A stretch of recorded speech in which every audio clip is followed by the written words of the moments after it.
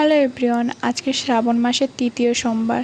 ভাবলাম ব্লগ ভিডিওটা সকাল থেকে শুরু করি। তো সকালবেলা সবে ঘুম থেকে উঠেছি, ঘুম থেকে উঠে এখন চলে এসেছি ব্রাশ করতে। যেহেতু উপোস, তার জন্য কিছু খাবো না, ব্রাশ করে একেবারে স্নান করতে চলে গিয়েছিলাম। স্নান করে এখন আমি চলে এসেছি রেডি হতে উপরের ঘরে। তো একদম সিম্পলভাবে রেডি হব, আর আজকে একটা শাড়ি পরবো।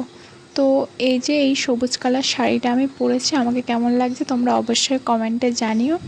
আর আজকে আমি সবুজ চুড়িও পরেছি। এর আগের দিনগুলো আমি সবুজ চুড়ি পরেছিলাম, তোমরা অনেকে খেয়াল করোনি। আগের ভিডিওতে দেখলে বুঝতে পারবে যে আগের দিনগুলোতে সবুজ চুড়ি হাতে ছিল। তো তারপর আমি করে নিলাম ঘরের পুজো করে নেওয়ার পর এখন আমি আমার মা কাকিমা সবাই মিলে যাচ্ছি আমাদের পাড়ার মন্দিরে পুজো দিতে। তোমরা অনেকেই জিজ্ঞেস করো মন্দিরটা কোথায়। মন্দিরটা আমাদের বাড়ির কাছেই, আমাদের পাড়ার মধ্যে। তো বাবার কাছে পুজো দেওয়ার পর মা মনসার কাছে পুজো দিয়েছিলাম, তারপর চলে এসেছিলাম মা কালীর কাছে।